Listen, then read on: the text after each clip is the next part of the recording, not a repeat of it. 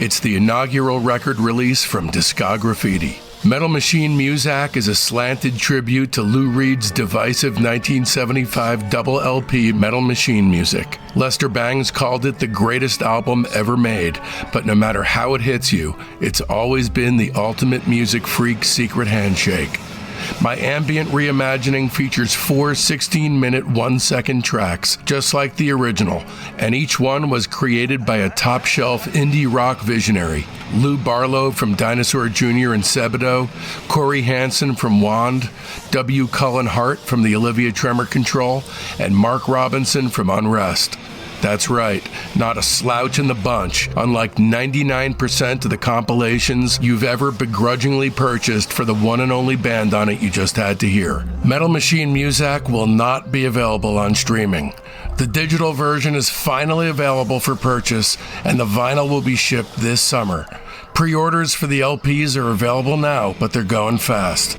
They're being produced in a very limited edition run of 300 numbered 180-gram metallic silver double LP gatefold copies, only 100 of which can be ordered online.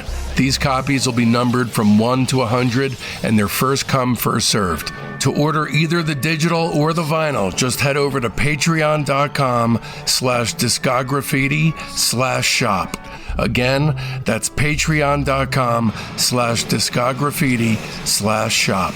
Don't miss out on Metal Machine Muzak, the ambient experience designed to make Brian Eno run screaming. I'm really curious what your personal take on the politics John Sinclair brought to the MC5 was, because, in other words, do you think it's a superfluous overlay like Malcolm McLaren's attempt to defibrillate the New York Dolls by decking them out in red and utilizing hammer and sickle imagery? Or do you find the MC5's art and politics crucial and inseparable? Yeah, well, I mean, having known Wayne, I know that it was authentic. When I heard about the MC5's politics and that they were not just a band that was rehearsing in their garage, they were a band that was practicing for revolution with rifles in the Michigan wilderness, too. Like, that's a different kind of band. And they really were sort of the spiritual cornerstone, on which the Rage Against the Machine building was built in that regard. It's like we're making songs because we believe that revolution is the way that humanity is going to survive and thrive, and we just happen to be musicians.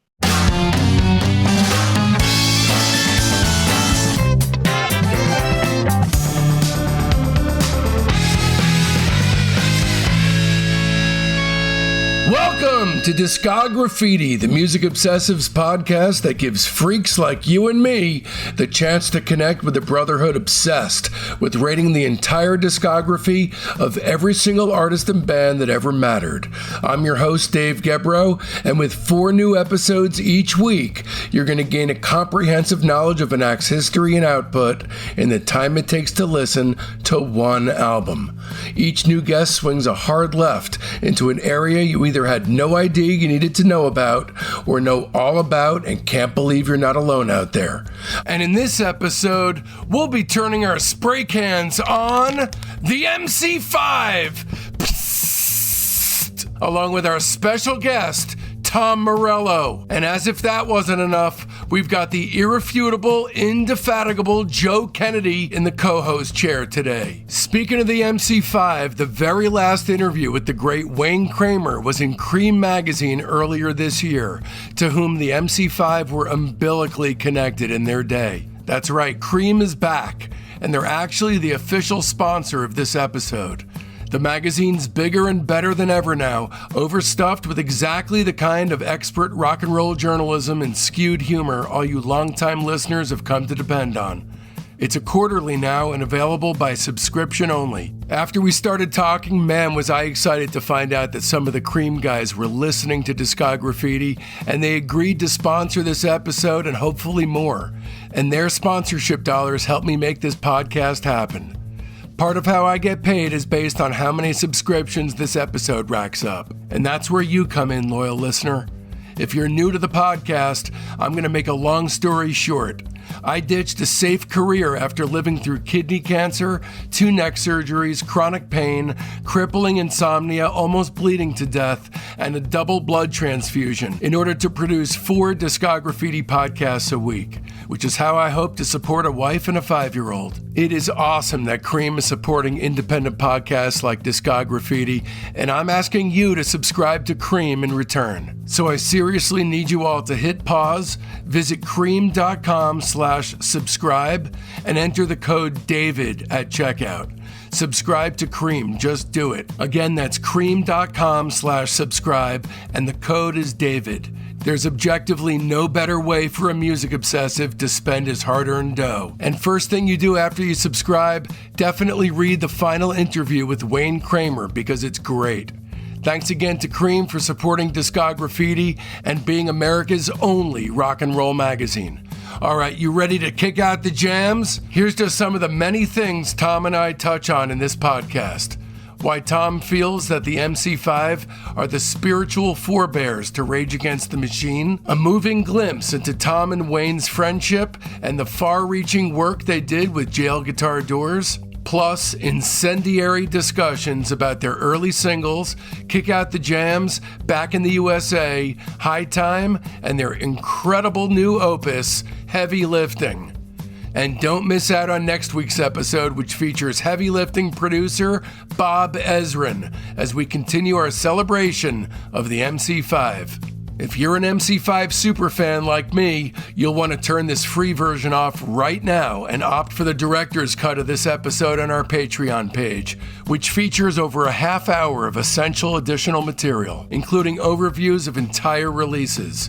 And you can find it in our Patreon shop for mere pennies at patreon.com/discograffiti/shop. Or better yet, just subscribe for access to the complete versions of all our shows. I recommend the Lieutenant tier at the very least, so you can access those director's cuts, but the major tier's what you want, if you want it all, including, for you true music lovers out there, a guest-packed cornucopia of off-the-beaten-path episodes, and the more obscure the better. Even if you're on the fence, just head over there because it's finally free to become a basic member. Coming up, we've got a career-spanning interview with the Beatles' Pete Best, an interview with the Righteous Brothers' Bill Medley, Jenny Toomey on Tsunami's entire discography, Howard Jones on breaking into the music industry and his debut record, and a massive, many-guested launch into the Beach Boys' entire catalog. So don't miss out. Open up your listening app right now and subscribe. And away we go then. Today's guest is a guitarist, singer, songwriter, and political activist. He's been a force of nature in his bands Rage Against the Machine, Audio Slave, and Prophets of Rage, in his politically doubled-down solo guise as the Night Watchman, and as a touring musician with Bruce Springsteen and the E Street Band.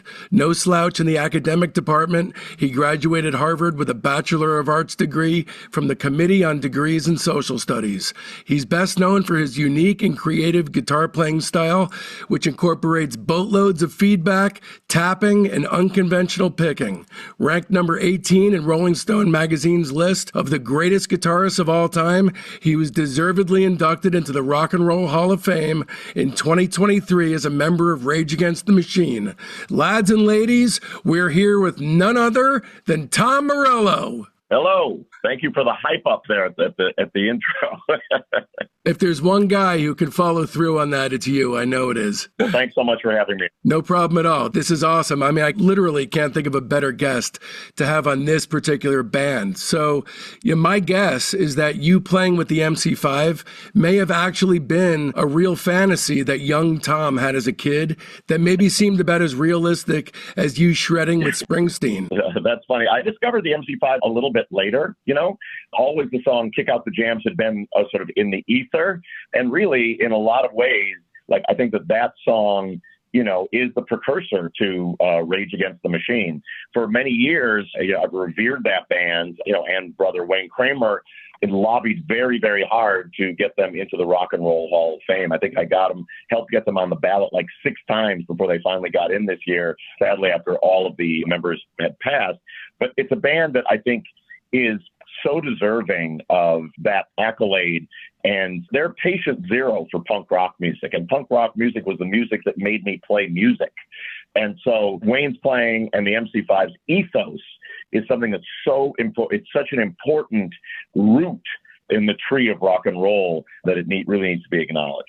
Well, what's interesting about the band is, as a really fervent fan, the surface level thing is the word motherfucker. I mean, that's the word that got them in trouble and made them incendiary.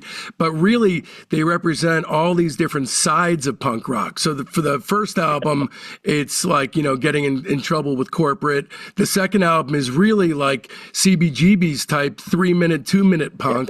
And the third album is more of an Exile on Main Street, dirty, grimy rock and roll punk. Which phase was the most impactful for you? Yeah, well, I appreciate the breadth of the catalog and their sort of experimentation and having their sort of toe in different rock and roll waters. It's Kick Out the Jams. I mean, that song it's an apex song in the history of rock and roll. Like, first of all, just starting the song custom like that, no one had ever heard anything like that before. And almost nobody heard anything like that since until Appetite for Destruction. Maybe someone would slip a shit in here, their Steve Miller Band or something would slip, a shit in, somewhere on the record. But the idea that you were going to use the language that probably they used in their everyday lives, as a clarion call to, like this sort of apocalyptic action that then they follow through on Kick Out the Jams. There's nothing like it. I mean, it's one of the greatest recorded 3 minutes in all of history. I've made, 20 plus records in my career, and on all of the rock records, there was, without exception, a song that in the Working Songs Upstage was a song that had the working title MC5. It was always the fastest song. It was always the rawest song. For example, Rage Against the Machine, Sleep Now in the Fire was known as MC5 for about a year before it got lyrics put. But, I can go, audio, there's plenty of audio slave songs that had that too. And just that sort of like train going off the tracks, wild spirit that is contained on that entire record, but especially on side one, song one. Yeah. Well, let's talk about the song that you actually contribute to the new record before we kick out the jams on their discography. Sure. I can't think of a more successful possible modernization of the MC5 for current times. My favorite aspect of the new record as a whole, which is reflected in your track, is that it's not striving for sonic regurgitation, which would be a difficult task anyway, because each of their 3 LPs has a distinct sonic template. So 53 years down the road from their last record, the way that their dangerous sounding proto-punk feel has been blended with a metal sheen is pretty brilliant. So was that conscious? Were there discussions that you sat down with Wayne and Bob Ezrin and talked about how it was going to blend and overlap, or did it just happen? Yeah, well, the first overture that got me involved in that, Wayne called up with that. I was actually up in my studio, and he said, I'm making an MC5 record. And I said, well, it's about time. He said, I would love for you to contribute to the songwriting. I said, what an honor that would be. He said, do you have any like big Morello riffs laying around that we can, give the MC5 treatment to? And I said, Wayne, I'm going to stop everything. I'm going to give you a boatload of them. And, and then he chose that one for heavy lifting. But I do remember talking with Bob Ezrin, who's, an all-time great producer and great friend. He was a great friend of Wayne's and a good friend of mine, about what they were trying to do with this. And they wanted to make a record that was going to both honor the legacy and sort of respect the fact that, Wayne never really stopped, except for his years in prison, really never stopped playing. And, I've been on stage with that guy hundreds and hundreds of hours, and they wanted to make a record that not only captured the spirit of what the MC5 was about, but also captured where the musicians are now, like Wayne, and those musicians who were influenced by them, from Slash, Vernon Reid, and myself. Well, it's great. I mean, because, I was nervous listening to it because you never know, when you're messing with legacy, what's going to come out of it. And, I had a knot in my stomach before I pressed play, but I was very relieved. I've been listening to it over and over. And this episode's going to come out the day of Heavy Lifting's release, and you got to check it out. It's an amazing record. Also joining us today is the venerable Joe Kennedy. What's up, Joe? Hey, what's going on? So you have been kindly enough to come sit with me and talk about the history of the MC5. Let's first introduce the characters in today's episode. The classic lineup, and there's been, a number of people through the decades, but the classic lineup consisted of Rob Tyner, vocalist, Wayne Kramer and Fred Sonic Smith, guitarists, bassist Michael Davis, and Dennis Thompson, drummer. That really is the classic MC5. They started off sort of like so many bands in their era, kind of a Nuggets style concerned, garage rock, playing R&B, a lot of covers, and like some of the best bands from that era, from that kind of Nuggets, just slightly post-Beatles era, they grew into something much more. Their roots are distinctly in that. You can hear in the early recordings of them. They're one of a million, a million Nuggetsy kind of bands. And they may have remained there if they didn't take certain baby steps to kind of crawl out to where they needed to be and become something unique and special. Let's go all the way back. This is a section I like to call the run-up, and it'll get us with great economy to the first recorded note. So MC5 was formed in 1963 in Lincoln Park, Michigan. It could be traced to the friendship between Wayne Kramer and Fred Smith. They were friends since they were teenagers. They were both fans of R&B music, blues, Chuck Berry, The Ventures, Dick Dale, and garage rock. I mean, basically anything that struck you as rebellious. Each of them formed and led a rock group. So Fred Sonic Smith, his was called the Vibratones, and Wayne Kramer's was called the Bounty Hunters. And as members of both of those groups wound up kind of like frittering away and going to college, getting straight jobs, or just, otherwise buttoned down lives, the most committed members eventually came together under Kramer's leadership, and the Bounty Hunters name is the one that was retained, with Billy Vargo on guitar and Leo Leduc on drums. And at this point, Fred Sonic Smith played bass. And so in those early years, yeah. 63, 64, they're like 15, 16, 17 years old. Yeah, they're kids. Still teenagers, yeah. Yeah. And definitely like going after like what you said and had described, that nugget style concern. And that, they were popular and successful enough in and around Detroit that, they did quit their day jobs and they made a living from the group. But Kramer felt that they needed a manager, which led him to a guy named Rob Derminer. That guy was a few years older than everyone else. And he was, total Detroit hipster and involved in left-wing political scenes over there. Derminer originally auditioned as a bass guitarist. In 1964, he was the bassist, and Smith switched to guitar. Bob Gaspar replaced Leduc. Then they quickly realized that this guy was a singer. Yeah, a singer and a great front person, despite not looking like what you would think. He has kind of he has a great look, I have to say. He has a great look. But, the problem was at that particular period of time, he was unconventional looking in the late 60s, but in the early 60s, really unconventional. So they probably looked at him and didn't even think this guy could lead our band. He's kind of paunchy. I don't know how big his hair was at the time, but like a towering white guy afro, but incredible stage presence, a booming baritone, that betrayed an obvious love of soul and gospel music. And he renamed himself Rob Tyner. Right. He's a very soulful singer. He really kind of like imbues the quality of soul in his singing more than anything else. It's his look, but also he has kind of a swagger to him, a confidence to him. There's not a ton of clips of the MC5 live that you can see, but the ones that you can see, he's magnetic. He's a great frontman. So when Tyner switched from bassist to vocalist, he was initially replaced by Patrick Burrows, before the lineup stabilized in early December 65 when Michael Davis and Dennis Thompson replaced Burrows and Gasper, respectively. Very quickly, the group earned a reputation for these crazy live performances, and their following just exploded. And they regularly drew sellout audiences of over 1,000. Iggy Pop actually says, when I first saw them, it was before they wrote songs, or it was before they met John Sinclair. They were just a really fucking good big city cover band, and they covered basically the Stones, Hendrix, The Who, all that shit real well.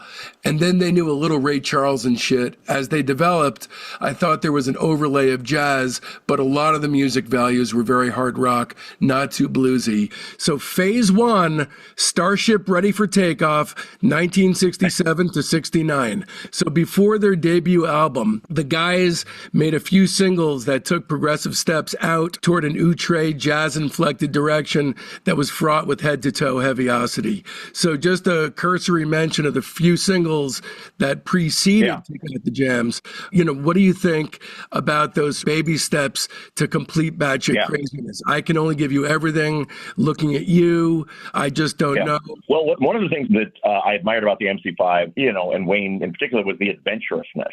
And that while they were like, two of their principal influences were Sun Ra, the sort of experimental, sort of trippy jazz, like no note is out of bounds ever. And then the sound of, machines making cars in Detroit. Mm-hmm. I think that those are sort of the two goalposts.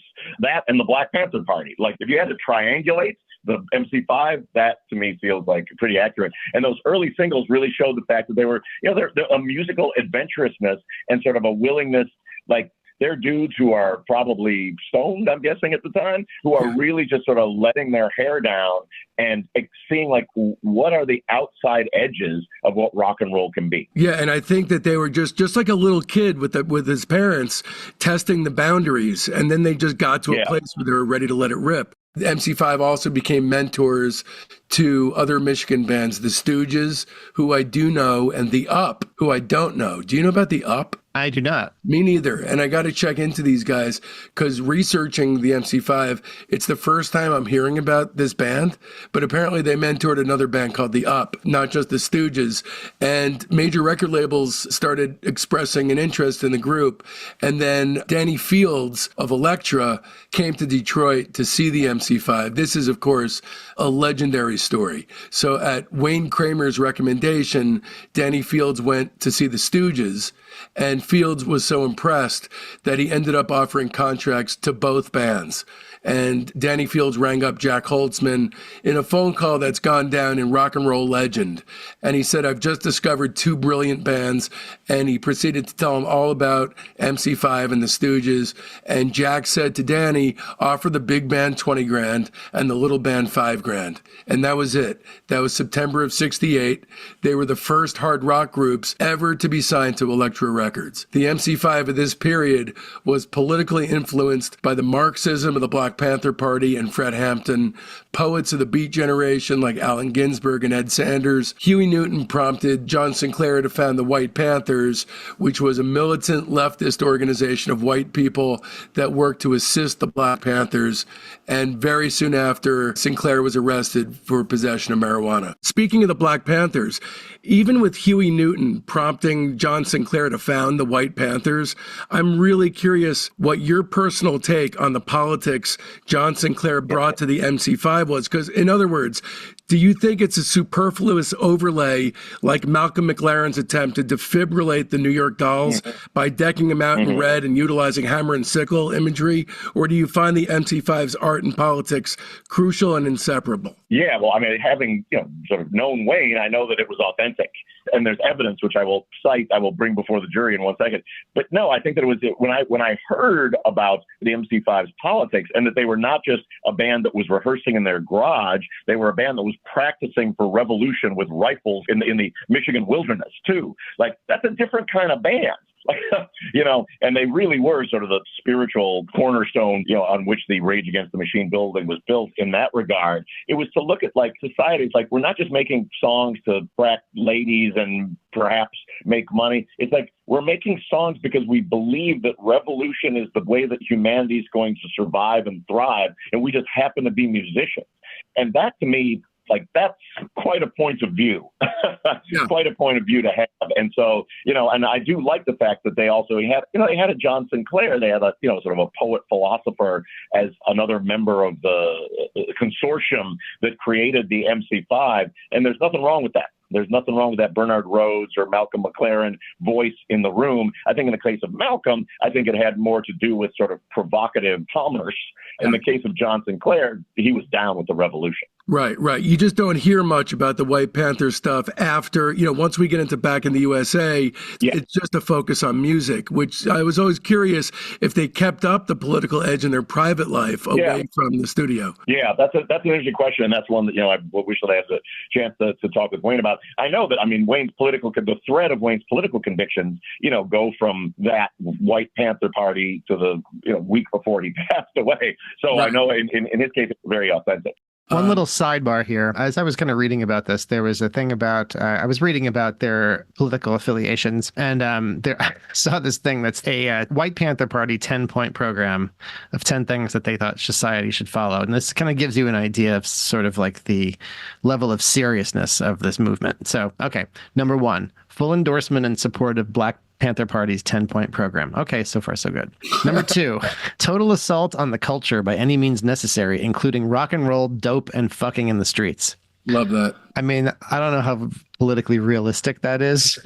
But okay, all right. Now they kind of really goes off the rail. 3, free exchange of energy and materials. We demand the end of money. Okay, this is now getting a little ambitious. I don't know how you're going to. Number 4, free food, clothes, housing, dope, music, bodies, medical care, everything free for everybody. So, okay, this is really not a serious political movement. The ideals are in the right place. They're kind of trying to affect a change in culture, but a little bit silly.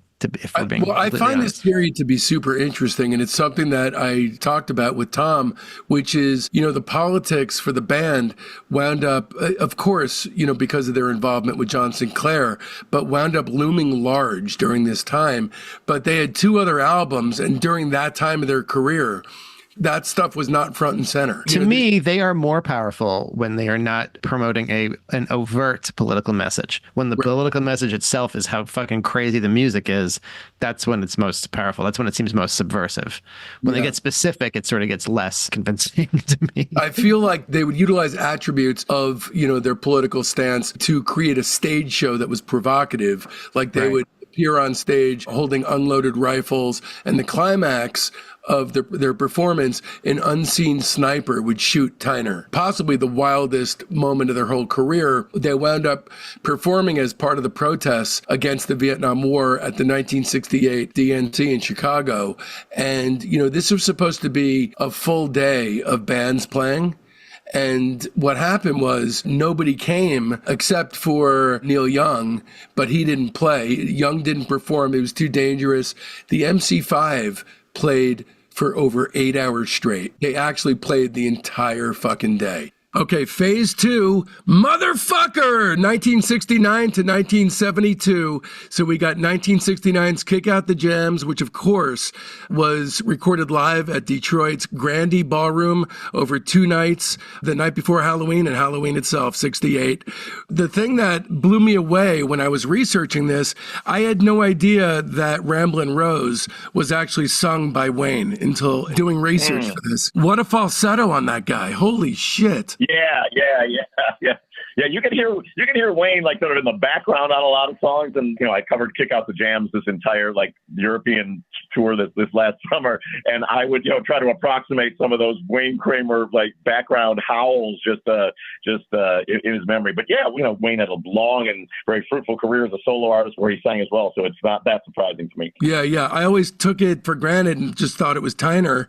Yeah, man, could he sing? I mean, that's not easy to hit those notes. So, no, it is not. It's a great intro. And then, of course, Kick Out the Jams, like you have already mentioned, it's just like being burned to death with sound. It's it's one of those things where you're kind of like leaving yourself open to the jury. When you create a song about rock and roll and about what rock can do for you, there's a possibility of pulling a Rolling Stones, It's Only Rock and Roll, where it becomes like a pastiche, kind of a wink and a smile. But this is the flip side of It's Only Rock and Roll. Yeah. I mean, I just played that song for my 13-year-old rocker son, Roman, the other day in the car. He was on his phone. I said, put your phone down. I just want you to listen to what this sounds like. Try to tell me what the drummer's doing, at any point during the song. And he listened to it, and his mouth was agape. I'm like, it's so wild. I mean, it is just, it's like 10 tigers attacking at one time. It's a prison break caught. There's really nothing like it. I mean, there's No. really nothing like it. It's what all punk rock has aimed for since that moment. And unfortunately, they were the Lenny Bruce of the whole thing because, that song was in all likelihood the beginning of the end for those guys. Yes, absolutely. Because of the controversy that happened with the Hudson's department store and Elektra dropping them. And they were just kind of hot shit at that point. Yeah. But I mean, thank goodness someone pressed record is all I have to say. Exactly. Sort of two thoughts on this record because it's live and the idea of the MC5 as a live band. I was discussing MC5 with John Landau, and he said, who saw them many times, and he was like, the greatest 20 minutes in the history of rock and roll were the first 20 minutes of an MC5 show. He said they went so all out, like right out the gate. They weren't always able to sustain it, for an hour long concert. He said, like, coming out the gate, there really has never been anything quite like it. And then secondly, one of the things that is part of the MC5 lore that drew me to the band and really made Rage, I believe, sort of the spiritual successors, is in the 1968 Democratic Convention, there's going to be a concert and a bunch of bands, the big bands of the day were going to play for the anti-war protesters. And when the event started to get hairy and police were attacking the crowds and there was blood running in the streets of Chicago, all of the bands pulled out of the show. Yeah. Except for one. Right. Except for one. Do you know how long they played that day? How long? They played for 8 uninterrupted hours. Oh my gosh. 8 so they just played the whole hours. bill. They played the whole bill. They played the whole bill. They did. And, it's interesting you brought up Landau, and this is jumping ahead like a year.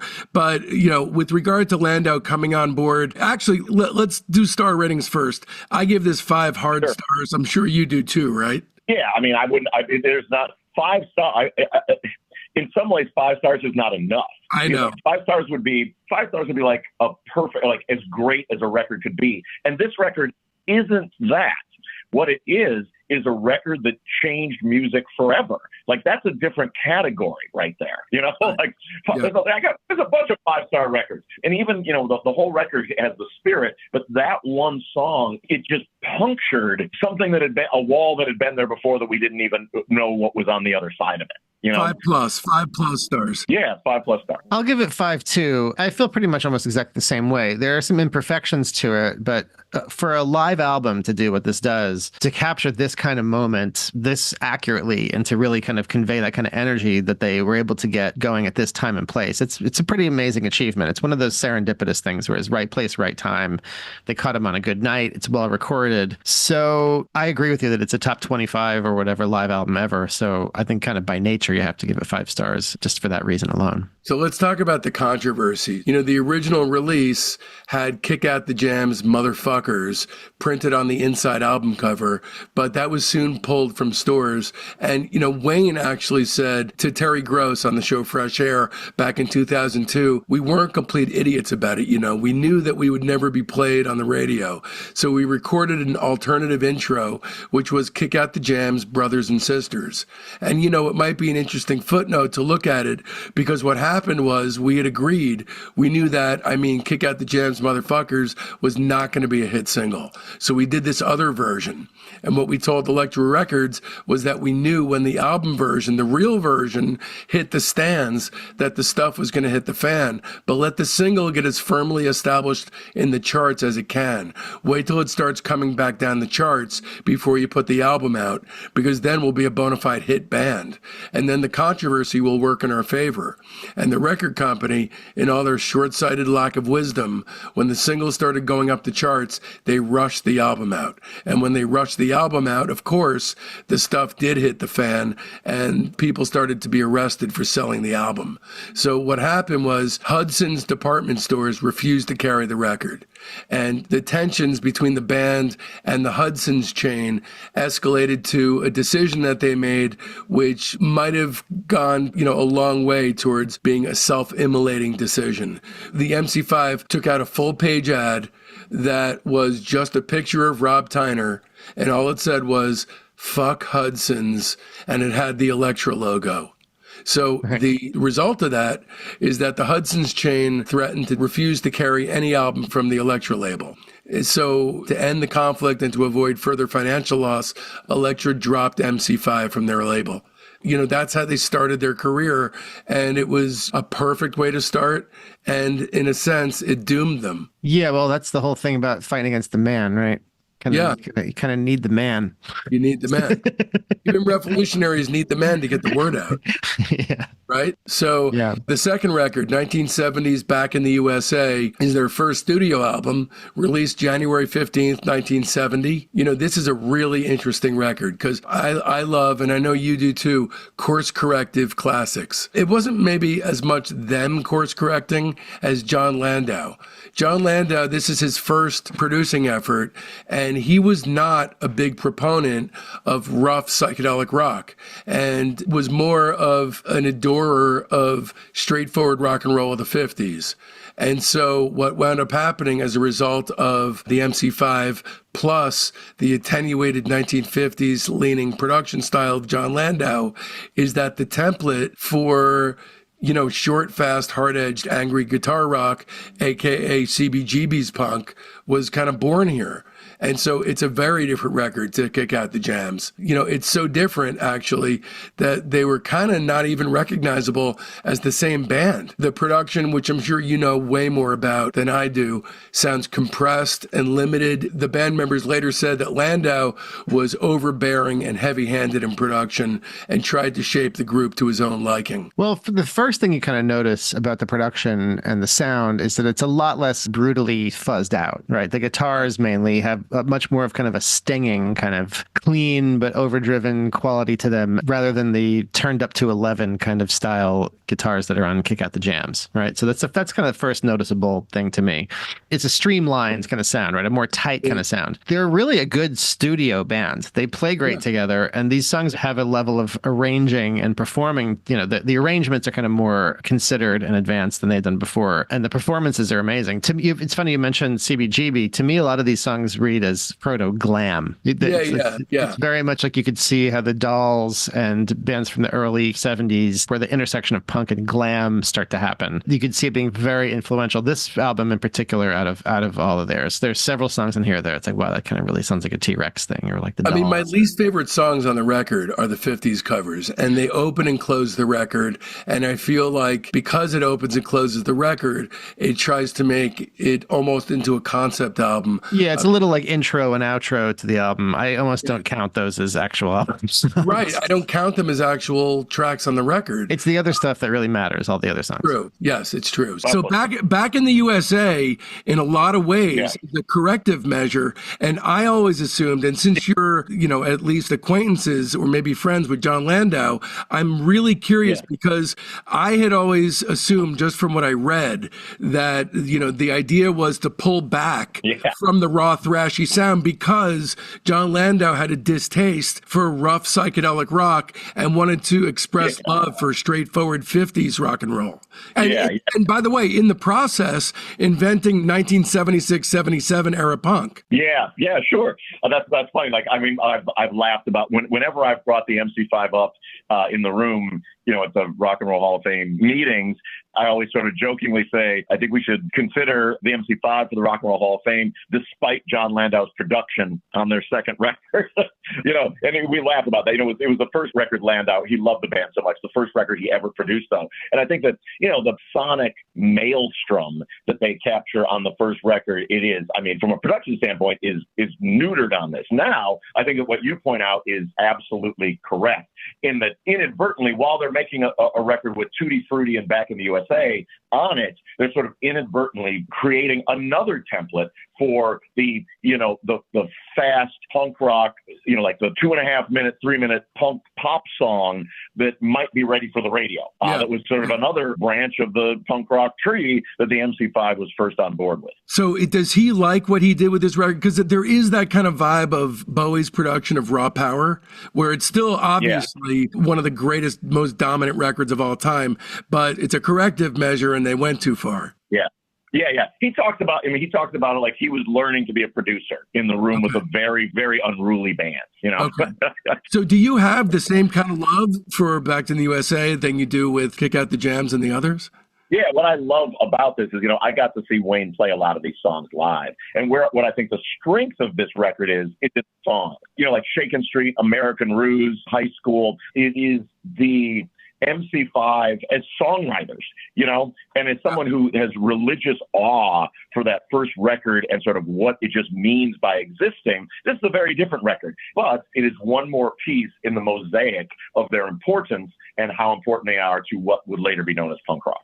Yeah, even their balladry, like "Let Me Try," is like an Otis influenced. It actually reminds me of the Freeze song off Fire and Water, "Don't Say You Love Me," where a rock group is really able to touch you, and you just wonder how they did it. Yeah, and they certainly, and I know that they had that in them. And Wayne, is the representative of the band that I knew, really loved soul music. Like when you go over to Wayne's house, like the music that was on in his house was soul music. Like that's what Wayne was. The music was in his heart. Then he would step on stage and become this sort of uncaged animal. Yeah. Like the first album is an uncaged animal, and this is a caged animal. But that being said, I still give it 4 3/4 stars. I think that feels accurate to me. Oh, so are you agreeing? I was going to say maybe 4.5. 4.5 is what I would say. Well, I gave this one 5, and I feel pretty strong about it. I think the only criticism I could possibly find of it would be in the opening and closing songs. I think everything in the middle is really well done and interesting. And if you were a fan of this band at the time and you had only heard Kick Out the Jams and this came out, it would probably be pretty mind-blowing that they could do this many different things this well. So yeah, very strong record. Oh, hi. I'm Dave Gebrow. I threw my career as a licensed hearing instrument specialist in the trash, sold my house, and moved to the East Coast with my wife and 5-year-old son in order to focus on making the ultimate weekly podcast for music obsessives thrive. But weekly wasn't enough for me, so I bumped it up to 4 shows a week. Becoming a subscriber to Discograffiti's Patreon gives you access to hundreds of exclusive episodes. As a 2-show per week private, you get the weekly show by and for our Patreon family, the Discograffiti Soldiers of Sound podcast. As a 3-show-a-week lieutenant, you'll get early release, ad-free, extended director's cuts of the main show. They're the shows as they were intended to be heard. Plus, you'll gain access to half the Patreon archive and the upcoming Beach Boys Behind the Mirror companion episodes, which will feature dozens of special guests from within the Beach Boys camp talking about and rating their music. But as a 4-show-per-week major, you'll be drowning in a flood of must-hear binge listening, because I'll be bombarding you with episodes about super cool bands that are too subterranean for free Fridays. It's like going to music college, but with a tuition that makes all kinds of sense. Plus, our entire Patreon archive is yours. Discograffiti's Top 10, our Buried Treasure show, Rock Cousteau, our Slag Off show, Queasy Listening, and the Private Press with Paul Major. And all that for the price of only a cup of coffee a week. Times are tough, you say? Fret not, because there's a $1 tier. Or you could just join as a basic member and buy episodes piecemeal from our Patreon shop. Don't risk feeling badly about yourself by not giving. Check out patreon.com/discograffiti to find the tier that's right for you. Once again, that's patreon.com/discograffiti. The third record, 1971's High Time. So this was co-produced by the band and Atlantic staff engineer Jeffrey Haslam and was more of a hard rock record. When I think about this, I think of early 70s Rolling Stone style sleaze. The album was poorly promoted and sales were worse than ever, but High Time was the best reviewed of the band's original records when it was first put out. They had much more creative control and they were really satisfied with how it came out. So although Kick Out the Jams had peaked at number 30 as a record, Back in the USA stalled at number 137, and High Time fared even worse. So they're really kind of slipping away as a commercial entity. So to me, the hero of this whole thing is Fred. Fred Sonic Smith stepped out to write half of the material on High Time, where he also soloed like a champ on 75% of the tunes. So in a way, this is sort of his record. And it kicks off with Sister Ann, which is written by Smith and possibly their best hard rock and studio song ever. Again, sounding pretty damn different than the album that preceded it. This one's really dirty and grimy, and it's possibly down, at least in part, to the hard drugs that had entered the scene by this point. There's definitely an Exile on Main Street type feel to the tune. And also, you know, the Mary Clayton feel of the female background chorus in the round on the fade, that makes it feel a little bit like Exile. And also, one final cherry on the cake is the high school level playing ability of the brass section on the outro is a beautiful touch. I love that. When the brass band kicks in at the end, it's for really kind of for no reason. It's just so great. It's so unexpected. The chart is actually pretty cool. The way it fits in with the rest of the song. This album in general, and you can kind of hear it right from the beginning, from the first song, it's once again heavier, right? It's kind of has a thicker, kind of more fuzzed out sort of in the red kind of sound. But their strengths haven't really changed. It's the core of their what they're great at is their kind of swaggering, heavy, confident, masculine, whatever kind of sound that they have. They have that, just still have that stomp to them that just is just the way they play, that deep kind of groove they have. A lot of the songs here are longer, including this one. It's like, I think 7 minutes. This one doesn't overstay its welcome. Some of them, if I have a criticism of this record in general, is that some of these songs are a little over long. Some of these songs kind of go into extended jams that aren't really super interesting. There's a lot of extended guitar solo things. They're both really good players. I like great guitar playing. There's a lot of good playing on it. It's still kind of a lot. Not always the most spellbinding thing to listen to. At times great, at times not so great. But again, it's that course corrective thing where, okay, we feel like Back in the USA was too lean, and so we want to put some flab on it. And I appreciate that. I like that they're always reacting to their catalog. The course correction is that they probably did. It sounds like they didn't love the experience of working with Landau. So this is kind of their effort to kind of take back the production. And so it's heavier. There's more guitar stuff in it. The guitars are louder. It's kind of a thicker kind of sound. There's kind of more extended bits. This is probably what they really wanted to do. Yeah. To me, the story of High Time is the story of Fred Sonic Smith coming into his own. He's basically, he writes half the material on the record. He's soloing like crazy and very effectively on a good 3/4 of the songs. But, you know, as Dave Marsh wrote in the liner notes of the 92 reissue with awe-inspiring pithiness, sadly, High Time's 71 release represented the end of the line for MC5. Hard drugs had entered the band members' lives, and within a year, they'd split up, drifting off into various other configurations. And, you know, they never did reunite before the untimely death of Rob Tyner in midsummer 92. That being said, I think in a lot of ways, although it's not my favorite record, it could be their best record. Yeah, I love this record. You know, it's like, it's hard when you start your career saying, kick out the jams, motherfucker.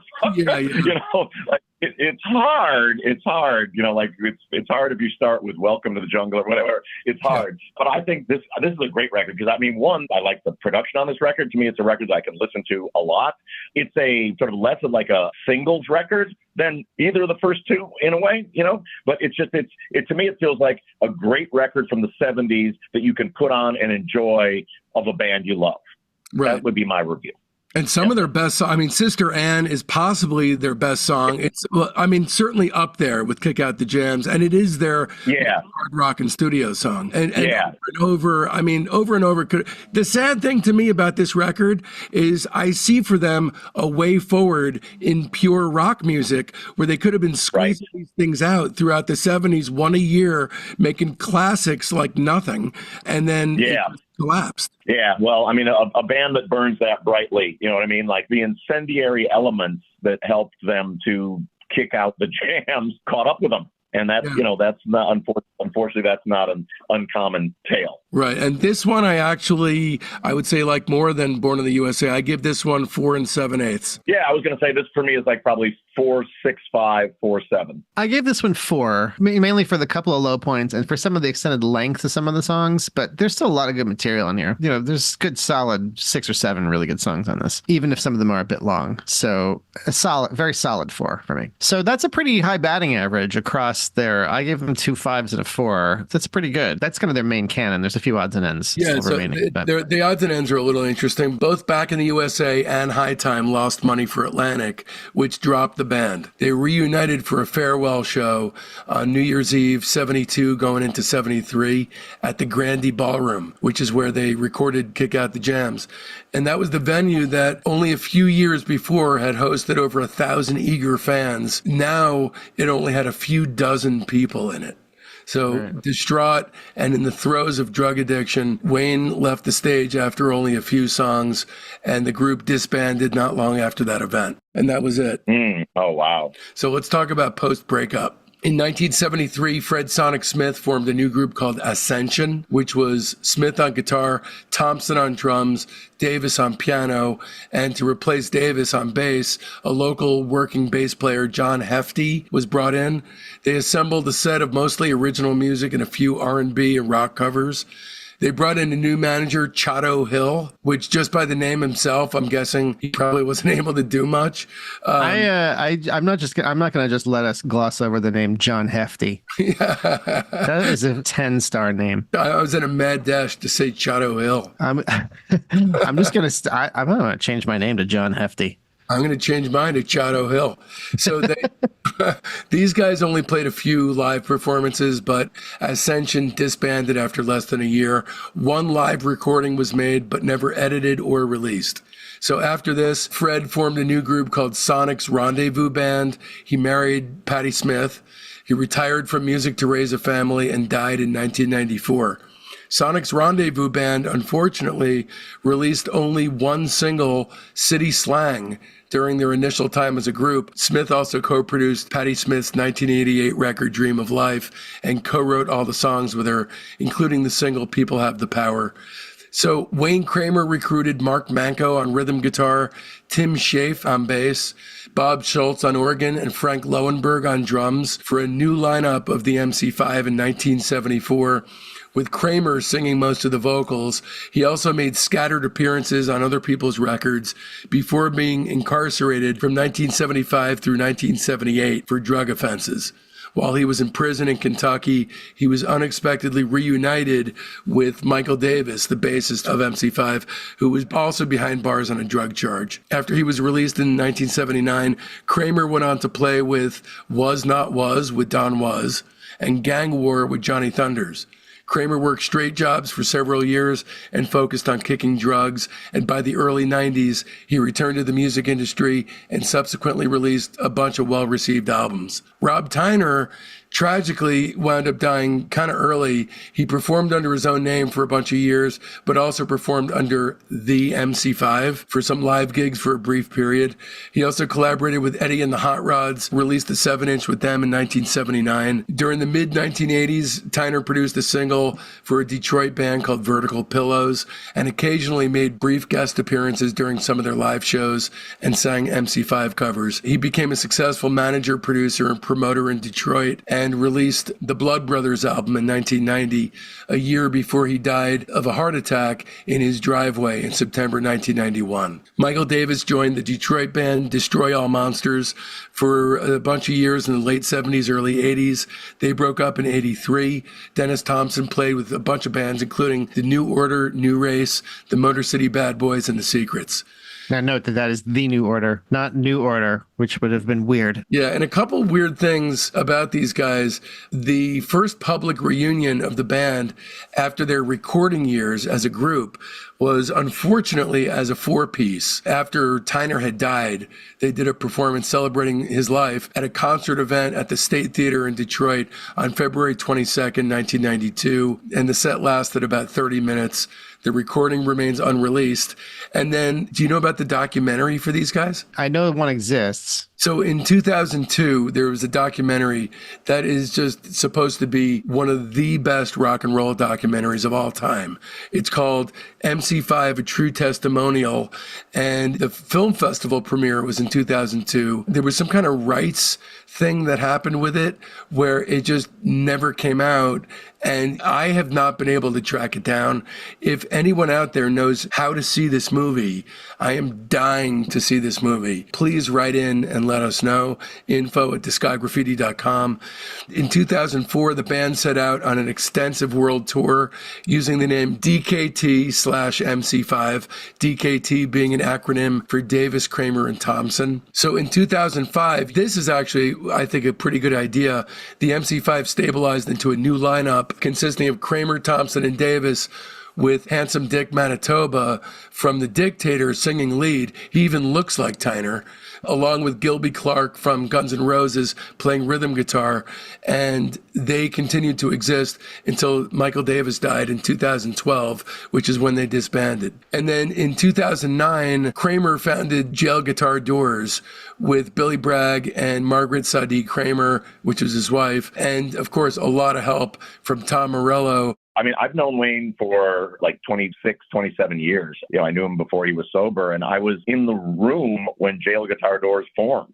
Wayne, and one of the things that I admired most about Wayne is that whenever I would have like a charity show or an activist show that I was putting together, there was a very, very short list of people that would always say yes. And Wayne was at the top of that list. So we were out doing a thing called the Justice Tour, where we'd go to different cities and play for different causes, give away all the money, and the artists on the tour would interact with the charity or the organization. And we were on our way to play at Sing Sing Prison for the inmates there. And Billy Bragg was on that show too. And Billy had a sticker on his guitar. Wayne really liked the sound of Billy's acoustic guitar, so we fished it out. There was a sticker on it that said Jail Guitar Doors. And Wayne says to Billy, like, "What's that?" And Billy's like, "Oh, it's an organization that I founded in England that, uses instruments and music as rehabilitation tools in prisons." And Wayne's like, "Well, that's amazing. Like, why is it called Jail Guitar Doors?" And Billy says, "Well, that's the name of a Clash song." And Wayne's like, no, I know that. The first verse of that song is about me." And Billy's like, "What?" Billy's like, "What?" And Wayne recites the verse, Wayne and his deals of cocaine, and the DA put him away. Yeah. He's like, "That's me." And Billy's like, jaw drops. And then we, within hours, we were playing at Sing Sing Prison, where Wayne gave a speech to we were all friends with Wayne and loved Wayne. Wayne always shows up and is a great musician. But he gave a speech that had all of us. It was me and Perry Farrell and the Alice in Chains guys, Don Was, and some other folks, some of the Guns N' Roses guys. And we were all just like, who's that guy? Like, Wayne commanded, his vernacular changed. He spoke to the inmates like as one of them and had them rapped, telling his story and about sort of the redemptive power of music. And on the bus ride back, he and Billy sat together. Billy and Margaret Kramer sat together and formed Jail Guitar Doors USA. That's amazing. That's incredible. Yeah. I didn't know about that. That's an astounding story. Yeah, I played many times in prisons with Wayne, and and he's someone that really, he was probably the grown man that I admired most in the world. He went from being a real rascal to being someone who saved hundreds and hundreds of people's lives, from people on, drugs and alcohol, helping them get sober, to at-risk youth, helping them stay off the bad parts of the streets, to, inmates and helping them find hope and rehabilitation through music. Like, Wayne was one of a kind. And the heart of the guy that you can hear, on those records in that guitar playing was there, till his last breath. That's amazing. I mean, what a complete transformation. Yep. And everything I've heard about the guy, it just sounds like he really did a literal complete 180. I mean, just the opposite kind of person. Yeah. A real groundswell started occurring in 2022. And Kramer announced that a tour under the banner of We Are All MC5 was going to take place that spring, and a new studio album was going to come out with Bob Ezrin producing, which actually did come out. I remember reading in an article in Mojo just before Kramer died that all this stuff was going to happen, the tour and the record. Then all this horrible MC5 stuff happened in a row, the trifecta. On February 2nd, 2024, Wayne Kramer died after being diagnosed just the previous month of pancreatic cancer. And then in April 2024, John Sinclair died as well. And then Dennis Thompson, who was in the hospital and played on Heavy Lifting, by the way, on 2 tracks. He was in the hospital recovering from an April 2024 heart attack when he received news that the MC5 were finally being recognized by the Rock and Roll Hall of Fame after 6 failed nominations over decades. He was so psyched to accept the Musical Excellence Gong in October on the band's behalf as he was moved to a Michigan rehab center. And then, tragically, he died of a heart attack on May 8th, 2024, at the age of 75. And now this award will be totally posthumous. The three of them died within a 3-month period. Yeah. And of course, Heavy Lifting, which was formerly titled We Are All MC5, has been released on October 18th. And if you want to hear the review of that, it's going to be, myself and Bob Ezrin, and that's going to be on the Ezrin portion of this episode bonanza. Yeah. So I want to talk about the overview and shape of their arc. So the MC5 sports one of the finest, most concise, and gorgeously course-corrective arcs in music history. All three records are similar enough superficially, yet leagues apart. It's to their credit that just as rock and roll is a face value concept, all three LPs very much have their own sonic identity, songwriting style, and rule book. From the what you see is what you get of jams to the proto raw power neuterization of CBGB punk harbinger Back to the USA, to the shirt untucked, vomit-stained rock raunch of High Time, they swerved just far enough out of the way to avoid re-navigating any repetitive territory and sniffed out only the unique corners of whatever room they were crawling around in. There was never a band like them before they existed, and there's no way there'll ever be anyone like them again. Praise be to the brothers. Throw a fist in the air to salute a bygone era that'll never, ever end. Top three albums, I would say number 3 is Back in the USA. Number 2 is High Time. Number 1's Kick Out the Jams. I rank High Time third, Kick Out the Jams second, and Back in the USA first. But all three of the studio albums are really excellent. All three of their albums are really essential. It's as good a trifecta as any you'll find in music history. Listen, I know you got to go. You're a busy guy. I don't want you to go. Believe me.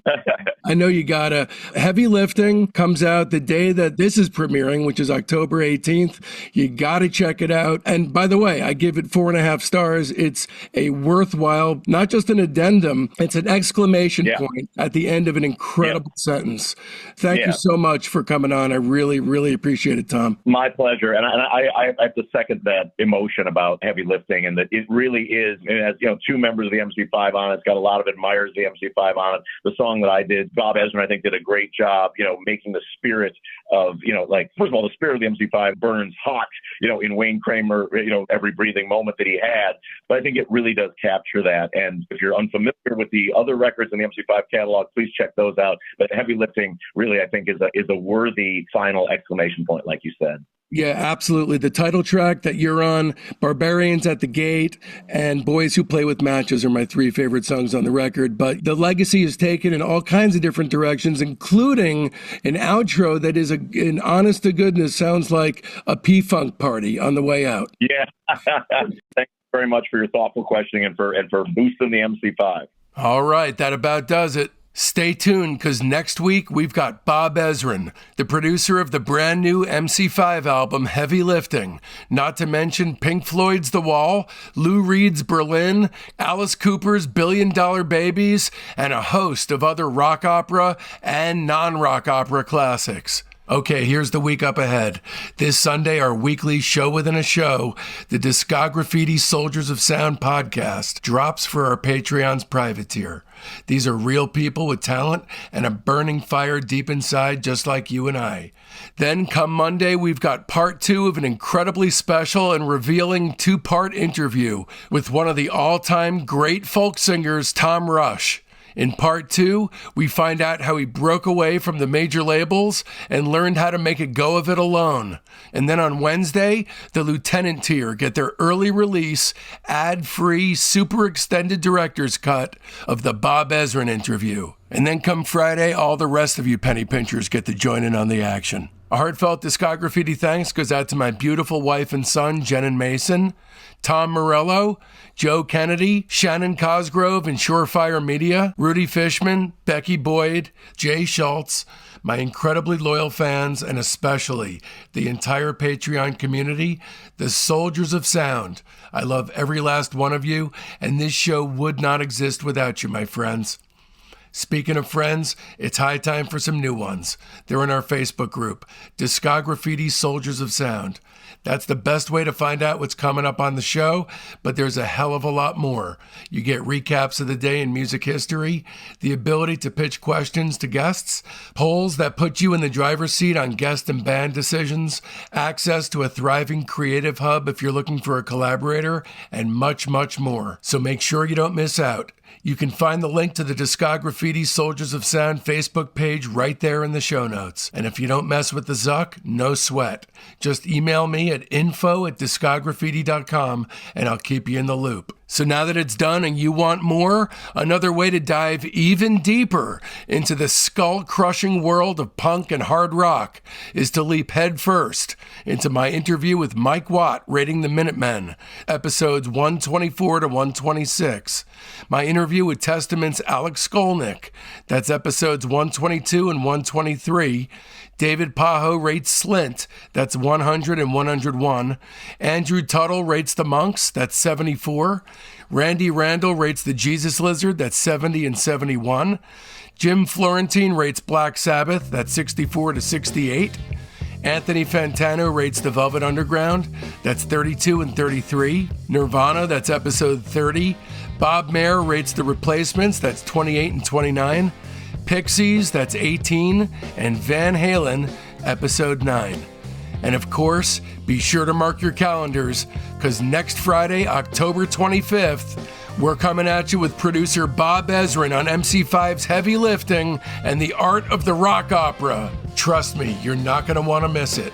And so, from now till then, don't let our youth go to waste, lads and ladies. It's Discograffiti!